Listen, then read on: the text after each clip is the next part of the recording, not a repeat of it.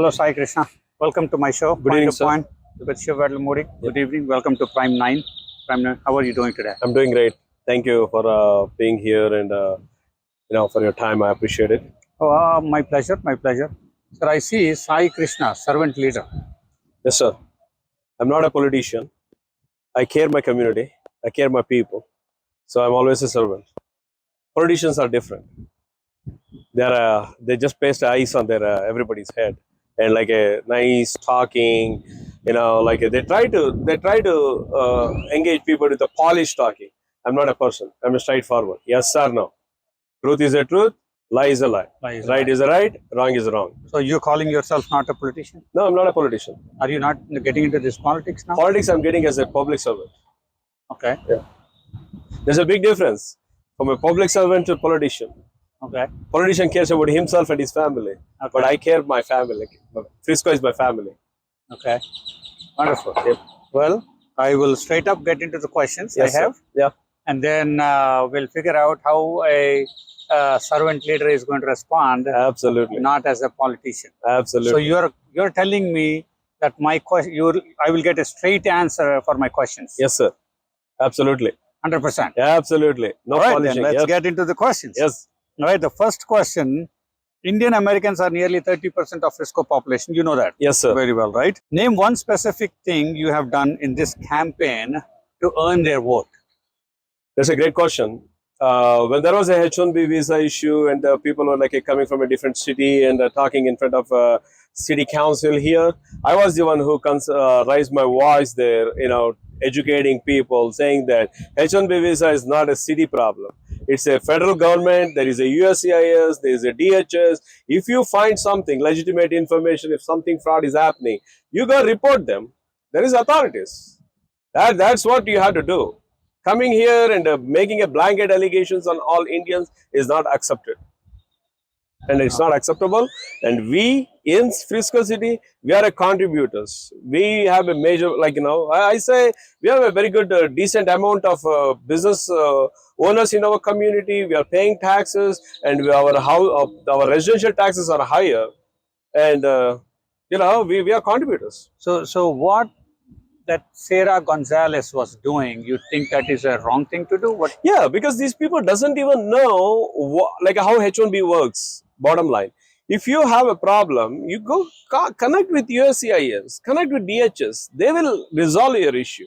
Going into somebody's house and knocking their door, and then you're scaring people. You think she was just making a business out of it? Exactly. Like a YouTuber, and she became absolutely. celebrity overnight. Oh, yes. That is what she was doing? Yes. But why do you think a lot of people have reacted to those? See, there is psychology, if there is something going on, somebody they start throwing, whether they know, whether they have a legitimate information with them or not, but they want to boost, exaggerate themselves, be on the video, be on the stage, on the dais, things like that. Everybody wants that, they want to take a credit. This is all about that. Speakers at Frisco Council meetings have used phrase Indian takeover and invoked a replacement theory language from the public podium. As a council member, what exactly would you do when that happens, and what authority does the council have to stop it? See, there is no reason, and we cannot admit that Indians take over. That's just a false statement, and it's just a blanket statement again. Just we have one candidate there, number one. Okay, fine. So if people are aspirant, if they want to run for office, like me, I'm running. I have a views. I have a vision for the city, what I want to bring onto the city, what we are lacking. So there is nothing wrong. Everybody, I'm a proud American citizen with Indian roots, and I respect my constitution. I respect my law of the land. So what is the problem there? Why should I not run for an office? Why should I stop myself? Traffic on Preston and DNT, school overcrowding, and lack of parks in newer neighborhoods are the three most common complaints from Frisco families. Pick one. What is your concrete fix, and what is your timeline for that? That's a great question on the traffic infrastructure, I'll tell you. See, any city developing, first focus on infrastructure before you bring any businesses, any corporations to the city. Here, what happens for city is more focused on residential versus commercial. Okay. Secondly, they always do a piecework on the roads extension.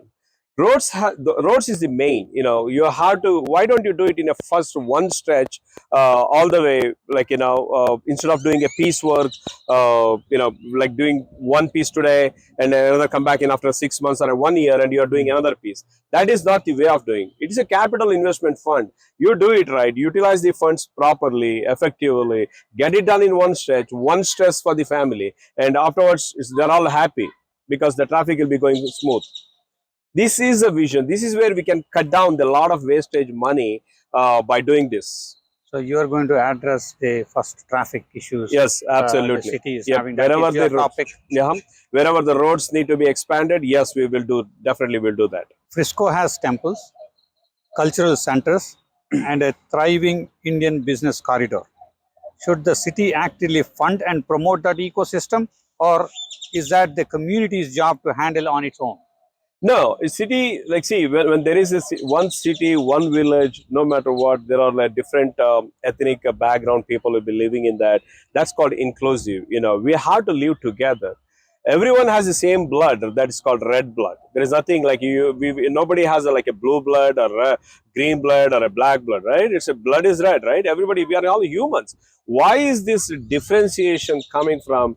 Like, you are a brown skin, I'm a white skin, I'm a black skin. Why? You are a Korean, you are an Indian, you are a Pakistani, you are something else. Why all this differentiation? Why don't we think as a humans first and understand, gel with people and understand their culture and enjoy? That is what we have to know. That is what I want to bring.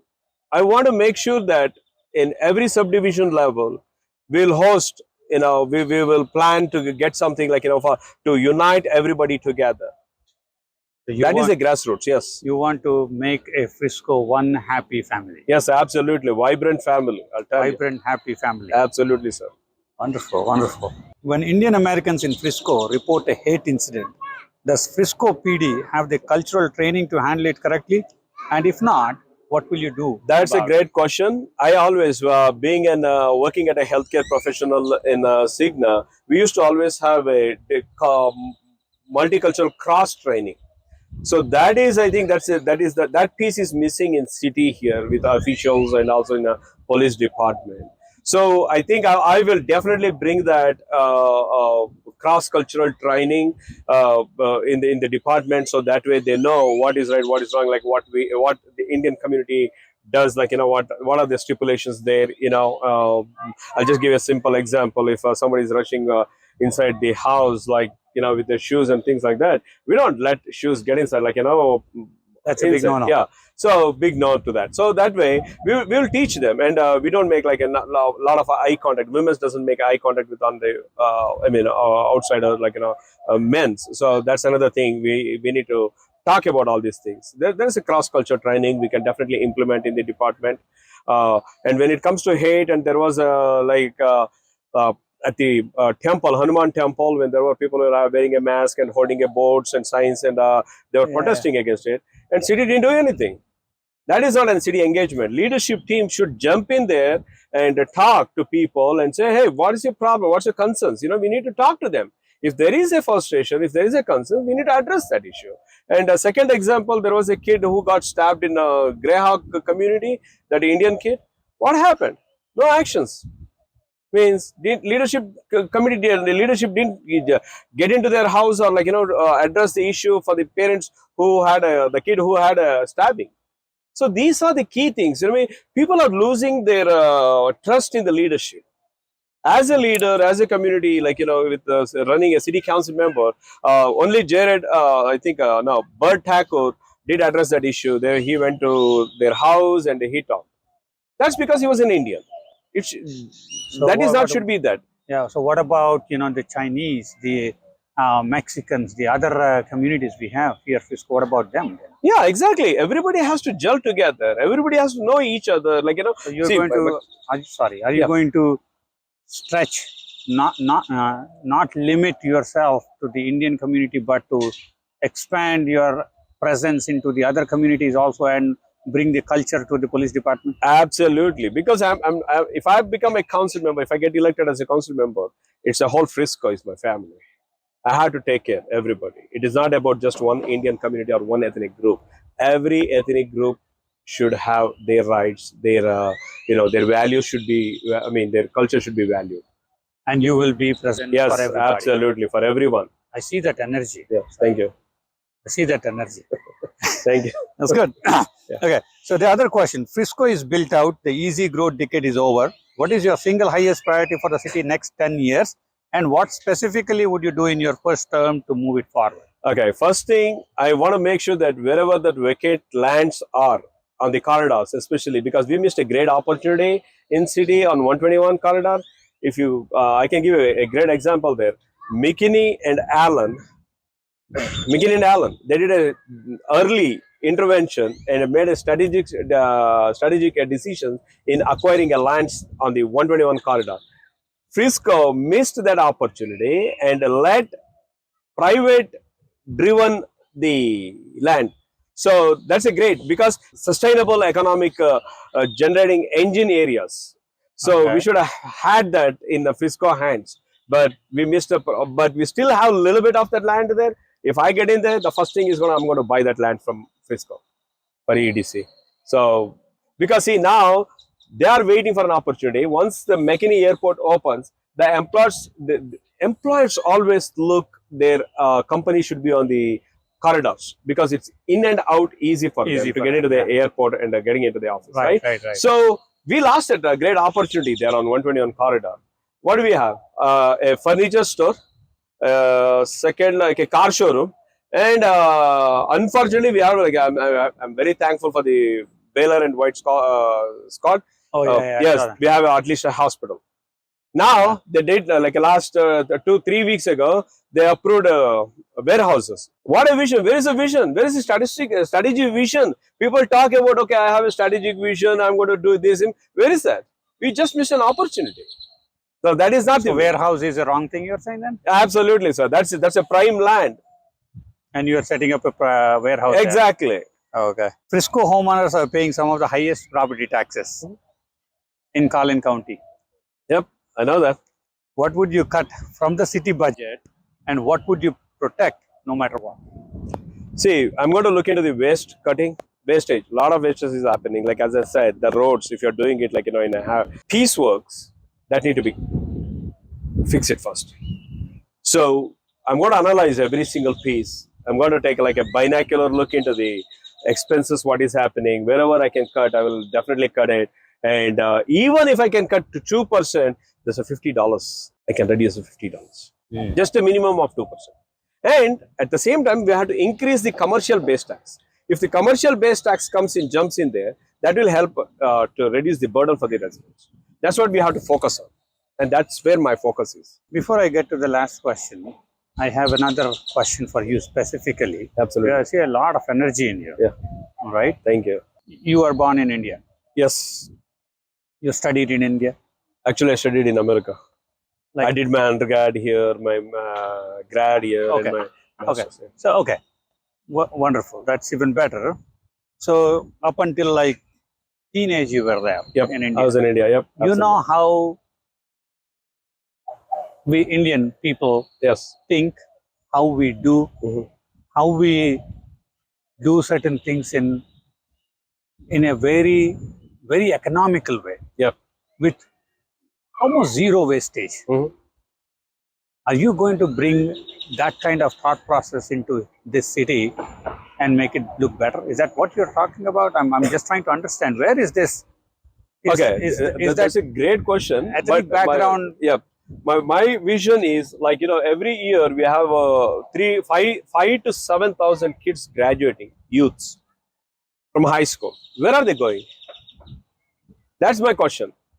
So they're all flying outside, or some of them going to UTD, and some of them going to UNT, very less percentage I see. Why? And some go to the community college as well. But I love my community college. That's a very economical, and UNT as well. But I want to bring couple more universities which has more programs which community college doesn't have a degree except the BSc nursing, and UNT doesn't have many programs. So whatever we don't have here, according to modern technology today, like the technology, the trend, which are aligned with IT universities, I want to bring them here, either a full stack or like a satellite university, and we can negotiate the price. We can make it affordable for the parents and as well as the kids. I don't want any Frisco youth working in a bar and restaurant. I want them to land on a high paid job. You know what happens? That is our workforce pipeline. We don't have a workforce pipeline. Why do the employer want to come here? You tell me. If an employer is relocating from different location to Frisco, that means he enjoyed the benefits there in the local, and then he's coming to enjoy here. So you don't have a resource. I want homegrown talents here in Frisco. Then they can live here, they can work here, they can live for generations here. That is what we have to think about, our vision. So do we have like enough place for a Oh university? yes, absolutely, absolutely. Where there is a will, where there is a way. I mean, where there is a way, there is a will. Gotcha. Put it either way. Okay, wonderful. Yep. One last question for you, Yes. Sai Krishna. One commitment on my camera Yeah. to the Frisco Indian American community. What is it? Trust me, I am here for you. I will stand for you, and I will be your voice for you. That's my commitment for my Indian roots. You're not a politician. I'm not a politician, and I'm public servant. That's me. Nice talking to you, Yes, Sai sir. Krishna. Thank you, sir. Good luck. Good luck. Thank and you. You want to say something to the viewers, as in like the one is the early voting and all. Yep. So early voting starts on April 20th and until April 28th, and election day is May 2nd. My one humble request for everyone, whoever you know, you tell them, you inspire them, make them go out of the house and vote for me.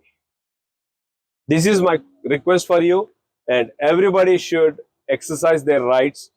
And if you give me a power, I'm going to stand for you. I'm going to be a voice for you again. God bless America. God bless Texas. God bless everyone.